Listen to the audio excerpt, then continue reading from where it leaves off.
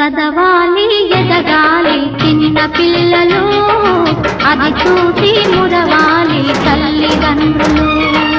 చదవాలి ఎదగాలి చిన్న పిల్లలు, అది చూసి మురవాలి తల్లిదండ్రులు. అనుభవాల ఓనమాలు దిద్దుకుంటూ, అనుభవాల ఓనమాలు దిద్దుకుంటూ, చదవాలి ఎదగాలి చిన్న పిల్లలు, అది చూసి మురవాలి తల్లిదండ్రులు.